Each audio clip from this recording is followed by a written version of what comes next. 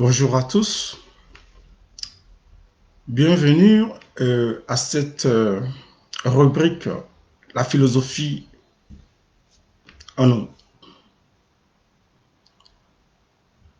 Aujourd'hui, nous allons réfléchir sur le thème de la conscience et du pouvoir. La conscience et le pouvoir. Alors, qu'est-ce que la conscience? Qu'est-ce que le pouvoir? D'où vient ce pouvoir? Nous verrons dans un premier temps qu'est-ce que la conscience et que dit la philosophie par rapport à la conscience. La conscience est un thème très important. Nous l'utilisons constamment et nous parlons toujours de conscience. Mais qu'est-ce que la conscience? Nous avons tous une conscience. Mais savons-nous tous ce que c'est que la conscience? La conscience n'est-elle pas celle-même qui nous tient dans notre humanité? N'est-ce pas? C'est la même qui nous permet de nous représenter dans ce monde. Alors, essayons de situer ce concept dans son contexte philosophique afin de cerner réellement cette notion de conscience.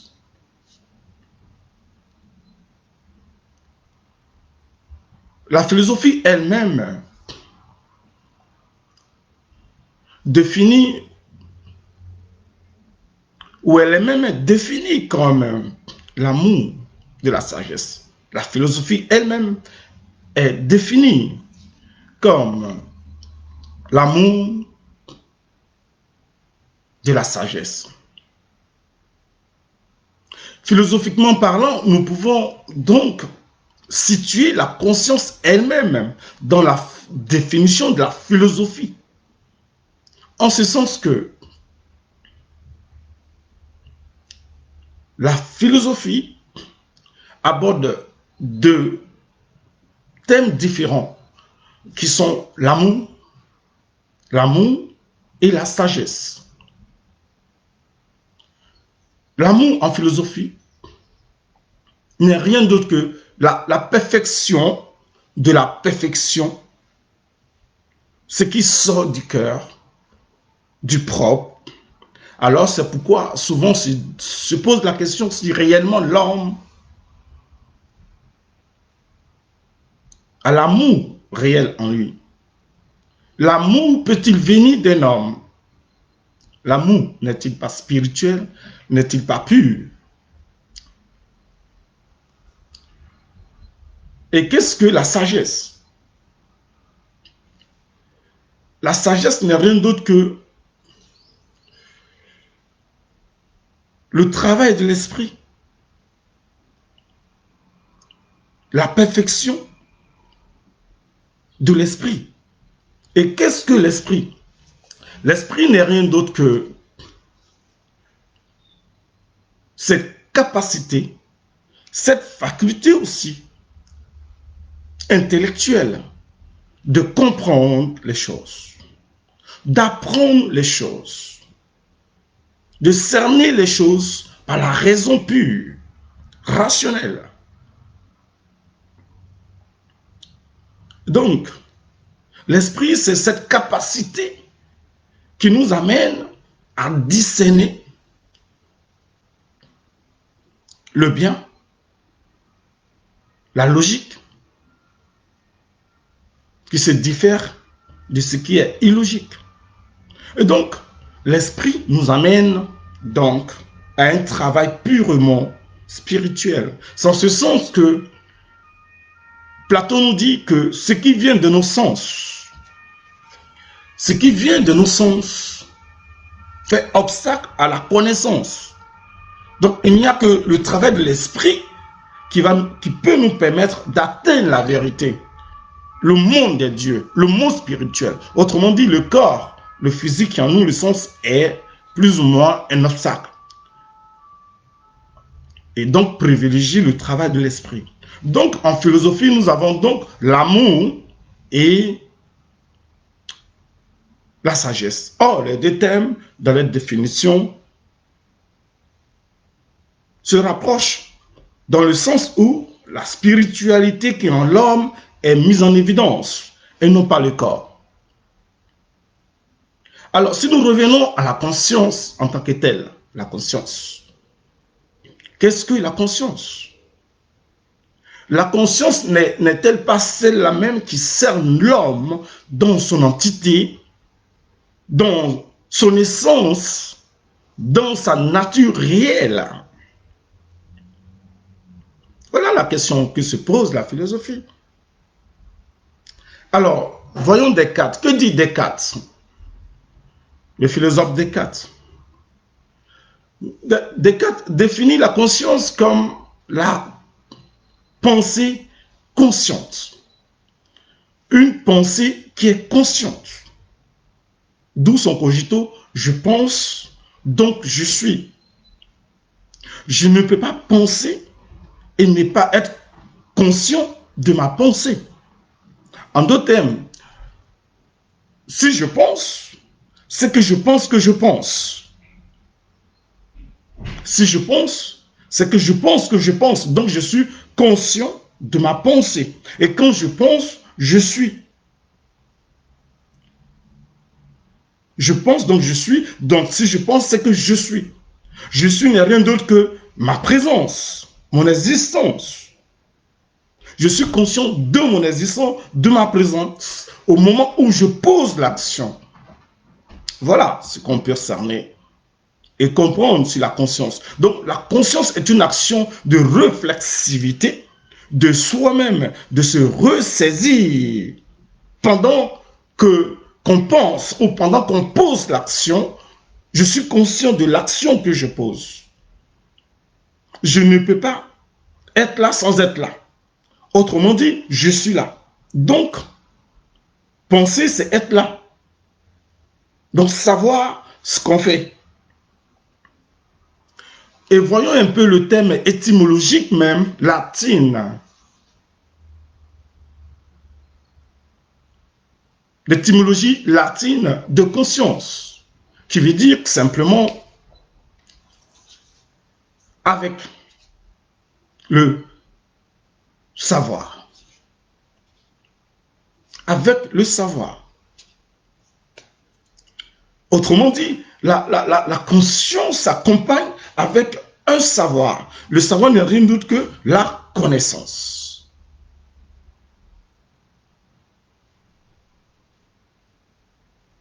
Le savoir n'est rien d'autre que la connaissance. Autrement dit, associer maintenant la pensée à la connaissance et les actions.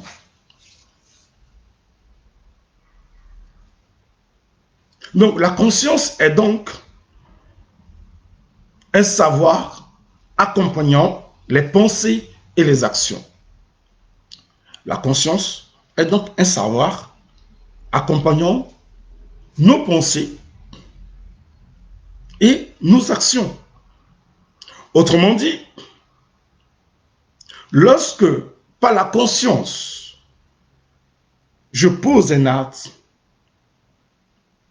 je suis conscient de l'acte que je pose. Puisque ce que je fais s'accompagne de ce que je fais. Et ce que je fais, je suis conscient de ce que je fais. Je ne peux pas ne pas savoir ce que je fais parce qu'au moment où je pose l'acte, ma conscience est présente.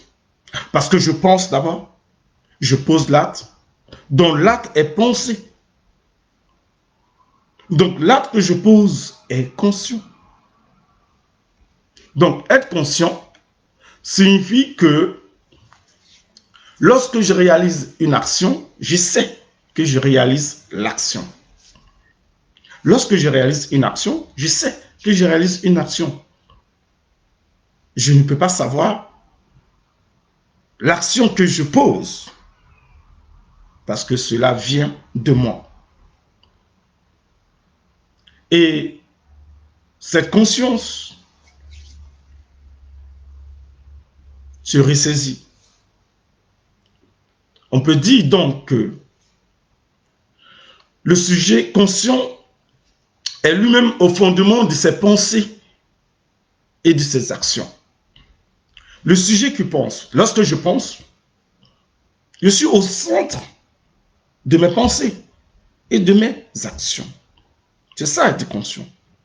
En d'autres termes, nos pensées, l'homme dans sa complexité ne peut pas être cerné dans sa globalité, n'est-ce pas?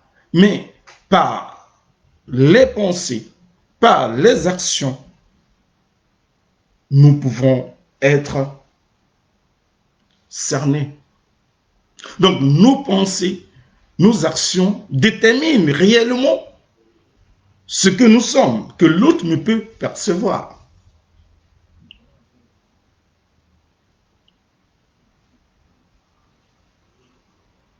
Je ne suis pas l'autre, mais l'autre ne peut me connaître que par mes pensées et par mes actions.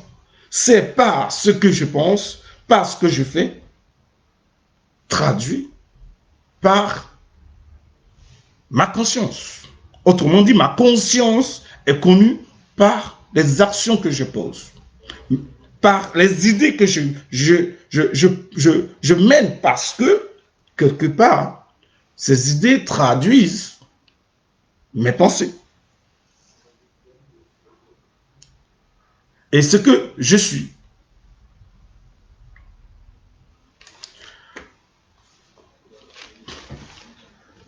En d'autres termes, la conscience, c'est la réflexivité de soi-même pour se saisir. Alors, le philosophe allemand Feuerbach donne aussi sa propre définition de la conscience, qui pourrait aussi être complémentaire à celle de Descartes, mais qui précise deux choses importantes. Le philosophe Feuerbach nous parle de la conscience immédiate et la conscience immédiate. La conscience immédiate n'est rien d'autre que la conscience, on peut dire peut-être instinctive, qui se rapprocherait à l'animal. Parce que cette conscience, elle est immédiate, elle est mécanique, elle est spontanée, elle est irréfléchie. Alors que la conscience médiate est celle qui est le propre de l'homme. Et donc la conscience médiate, qui est la conscience humaine, se démarque de la conscience immédiate, qui est la conscience animale, en guillemets. Autrement dit, il y a une vraie démarcation entre la conscience que nous avons et l'instinct animal. Les animaux ressentent, sentent certaines choses aussi, mais ne peuvent pas accéder à la représentation que l'homme peut se faire. Donc l'homme a une conscience qui va au-delà de la conscience animale. Autrement dit, il y a conscience, il y a conscience. On peut être conscient sans être réellement conscient. S'il y a une conscience immédiate qui a un rapport avec l'instinct animal et une conscience médiate qui est le propre de la conscience humaine, en deux termes, ça veut dire qu'il y a deux consciences. il y a la conscience. Consciente, ça veut dire ce que Descartes appelle la conscience, la pensée consciente. La pensée qui sait qu'elle pense. Il y a la conscience inconsciente qui ne sait pas qu'elle est consciente. Et ces deux démarcations, ces deux différences doivent nous interpeller sur la chance que l'homme a d'avoir une conscience consciente. Ça veut dire une conscience réfléchie. Alors que la conscience immédiate, en rapport avec l'animal, nous amène à une conscience irréfléchie et fait de nous des êtres ou des responsables irresponsables.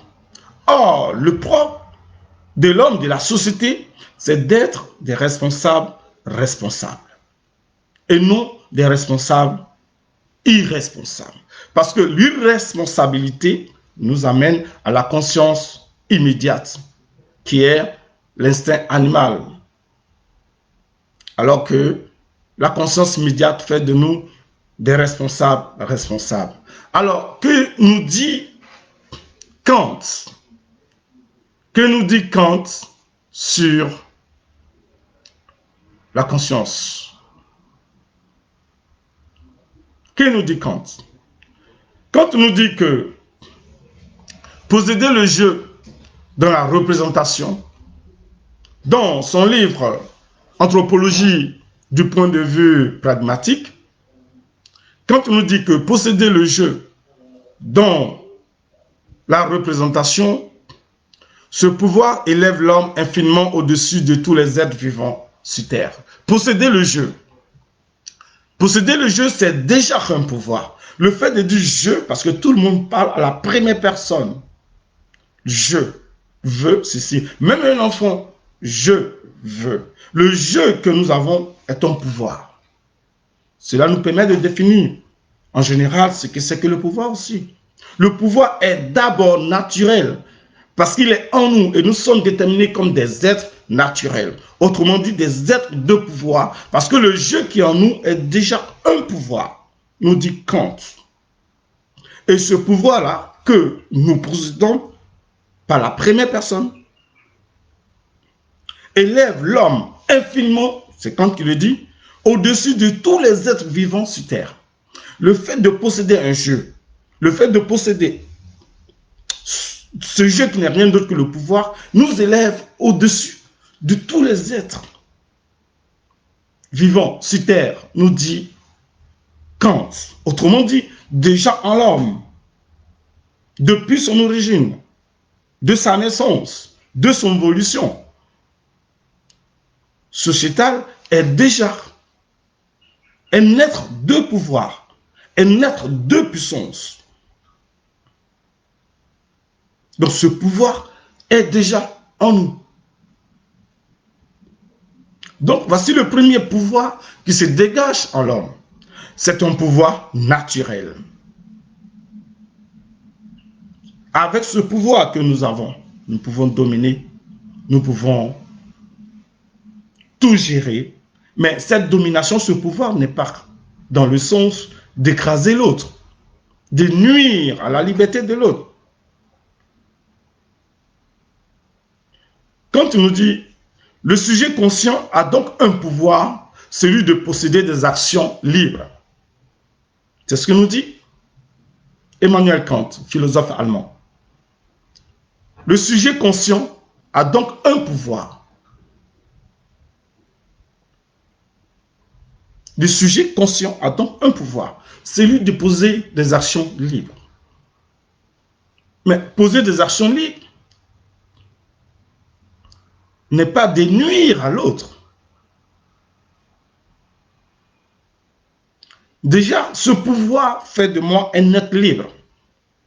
Et donc, cette liberté m'amène donc à être libre dans les actions que je pose par ce pouvoir que j'ai. Donc, il y a liberté de l'individu et liberté de l'action que je pose. Il y a donc une différence de nature entre les hommes et les autres êtres vivants. Toujours par ce pouvoir, le jeu que possède l'homme, dit Emmanuel Kant. Toujours dans son livre Anthropologie du point de vue pragmatique, Emmanuel Kant dit ceci, je cite, « Il est une seule et même personne, pas du jeu, c'est-à-dire un être entièrement différent par le rang et la dignité des choses, comme le sont les animaux sans raison. » En l'homme, dit Emmanuel Kant, le philosophe, il y a une raison. Nous l'avons vu avec Descartes, il y a une conscience, une pensée consciente. Nous avons aussi vu avec Feuerbach, l'allemand, en l'homme, il y a donc une conscience médiate qui diffère de l'animal. Donc, déjà parler de conscience, c'est parler de ce qui nous diffère de l'animal. L'homme n'est pas un animal, dit Aristote, mais un animal rationnel, un animal politique. Nous allons le voir un peu plus loin. Voilà ce que c'est que la conscience. La conscience ne peut pas être ramenée à l'animalité, puisqu'il y a vraiment une démarcation, comme le disent ces philosophes. Autrement dit, nous sommes des êtres doués de conscience, doués de raison. Mais donc, le produit de nos actions doit être des actions conscientes, pensées, réfléchies.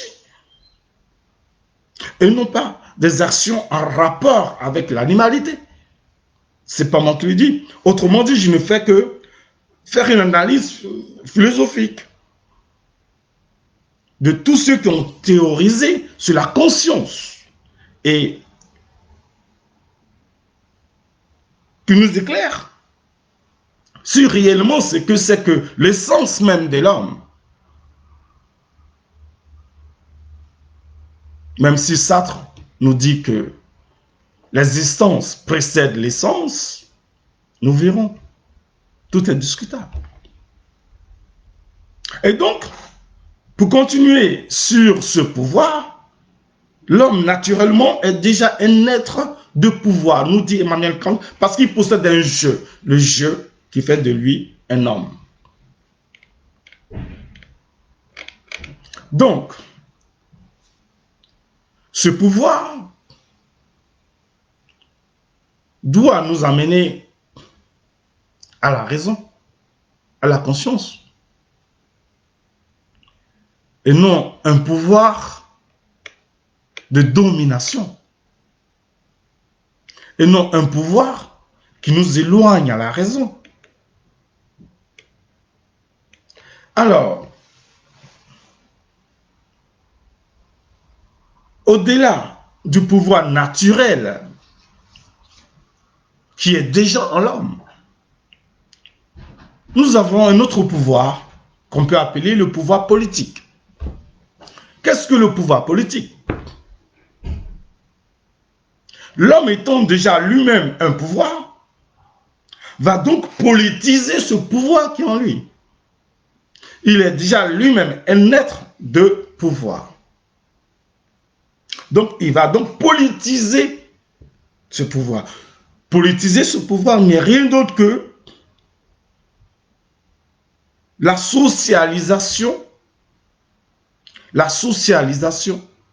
de la politique, la socialisation de son pouvoir. En d'autres termes, la socialisation du pouvoir n'est rien d'autre que le contrat social qui nous lie dans la société. Un contrat social,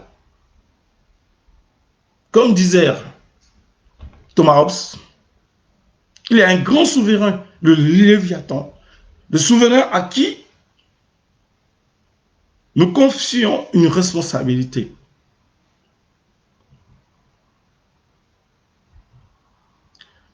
Et Rousseau parlant de contrat social. Le contrat social dans une analyse philosophique encore plus approfondie, n'est rien d'autre que la conscience. Le contrat social, politique, n'est rien d'autre que la conscience de toutes les consciences pensantes. Au cœur du contrat social se trouve la vraie conscience. C'est la sélectivité de la conscience de toutes les consciences conscientes. Vous allez comprendre ceci. Chacun de nous a une conscience et nous possédons tous une conscience qui est la raison. L'action de la logique, de ce qui est bon. N'est-ce pas? Et donc, toutes ces personnes, tous ces hommes réunissent les consciences. Donc, nous avons une collectivité de conscience qui va choisir parmi les consciences une conscience réelle. Ça veut dire la conscience des consciences susceptible de gérer la conscience des autres. Et donc, cette question, elle est perfectible. Elle est sélective.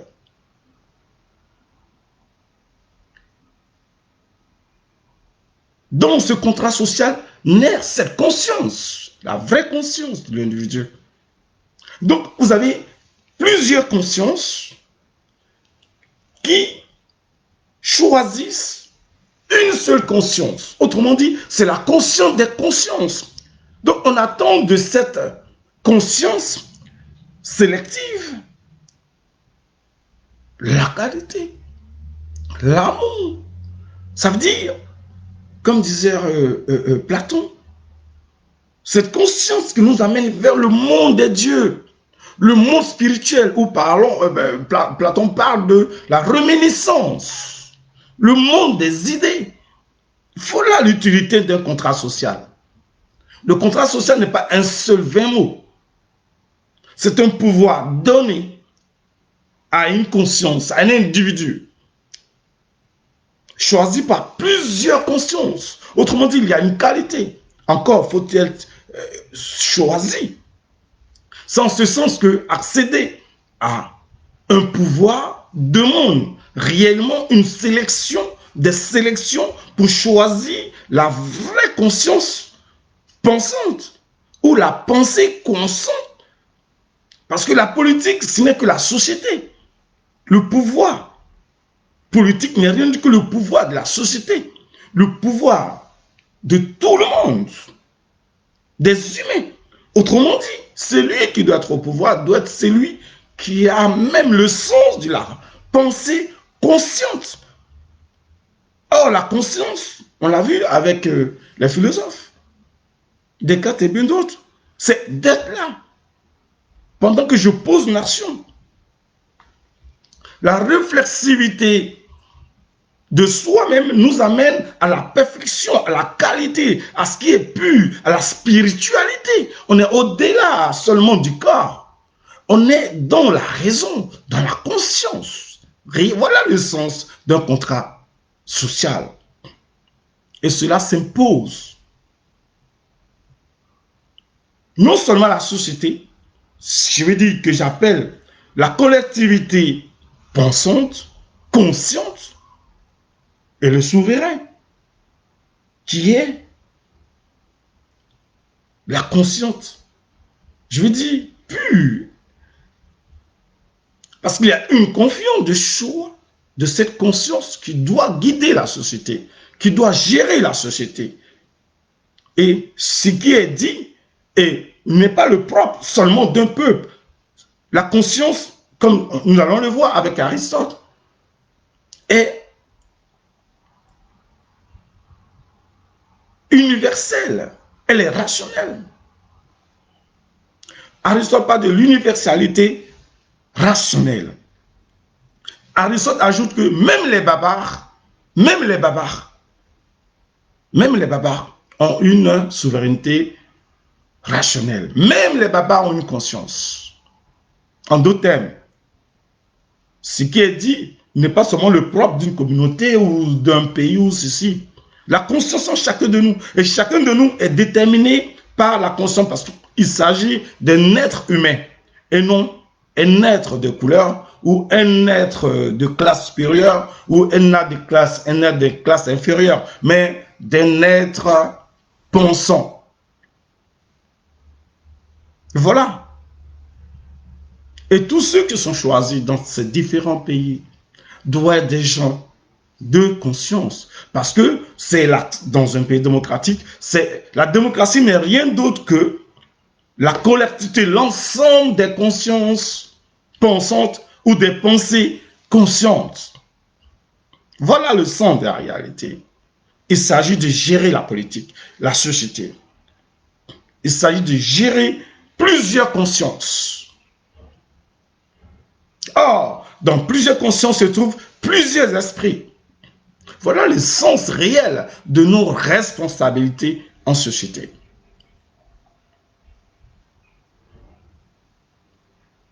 Cela nous amène à nous interroger sur ce qu'est l'homme, pour aller un peu plus loin. En réalité, c'est l'homme qui a cette conscience. Et c'est l'homme, on l'a vu avec Kant, Emmanuel Kant, le philosophe, qui a ce pouvoir. Donc on a la conscience, l'homme a la conscience, a le pouvoir. Mais qui est l'homme et comment se manifeste cet homme et qu'est-ce qu'il y a en l'homme?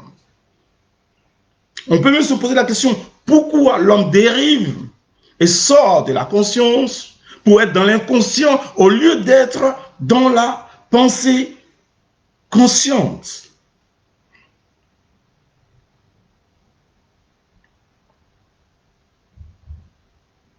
Voilà la question qui nous interpelle.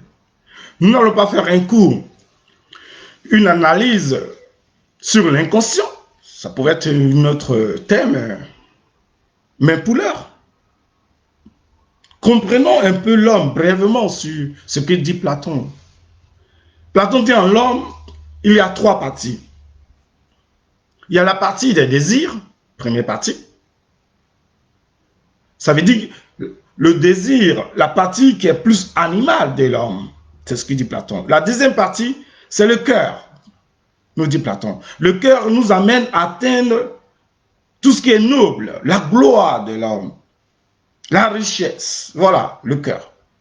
Et il y a aussi la tête, nous dit Platon. Et la tête, c'est le monde des idées intelligentes, le monde de la raison, le monde de la raison et le monde intelligent. Donc, on a les désirs qui sont en nous, le côté animal, on a le cœur qui nous amène au pouvoir, à la gloire, et on a, en d'autres termes, ce côté intelligent qui anime l'homme. Mais il y a un déséquilibre, nous dit Platon, entre les trois parties. Il peut arriver que le côté animal de l'homme prenne le dessus. Il peut arriver que le côté de la richesse, de la gloire, de la noblesse prenne le dessus. Il peut aussi arriver que le côté intelligent de l'homme prenne le dessus. Donc il y a un déséquilibre, il y a une discrimination entre les trois parties. C'est ce que nous dit Platon sur l'homme. Alors que Aristote nous dit que non, l'homme est unique et indivisible. Parce qu'en lui, il y a donc cette raison. Parce que l'homme est un être rationnel. C'est en ce sens qu'il dit que l'homme est inséparable. C'est le même homme. Mais si Platon avait raison, imaginons que dans les trois parties définies par Platon, il se trouve que le côté animal de l'homme prenne le dessus. Ou le deuxième, qui est le cœur, le désir de tout ce qui est noble, du pouvoir, etc. L'homme ne serait-il pas déséquilibré? Voilà le sens de notre analyse ce matin. Nous devons comprendre. Comprendre que en l'homme, il y a une conscience. Et la conscience a une utilité dans ce monde. En l'homme, il y a une raison. Il y a un pouvoir. ce pouvoir qui est déjà naturel, il y a aussi ce pouvoir de façon professionnelle. Il y a plusieurs, je veux dire que c'est une définition polysémique. On peut tout dire, mais nous restons dans le cadre de notre analyse, de notre réflexion philosophique, juste pour cerner réellement ce que c'est que la conscience, le pouvoir, et comprendre en quoi le pouvoir qui est en l'homme, à partir de la conscience ou de la raison, doit équilibrer le monde que nous gérons, ou le monde qui nous a été donné. En grosso modo, voilà ce que nous pouvons retenir. La conscience n'est-elle pas consciente? Le pouvoir est-il un pouvoir de domination alors que toutes les libertés se valent dans la conscience? Voilà ce que nous sommes. J'espère bien que ce message ou cette analyse philosophique sera pour nous un intérêt qui pourrait peut-être construire notre propre conscience et équilibrer l'avantage de pouvoir qui est en nous, qui est naturel d'abord, avant d'être une collectivité pensante.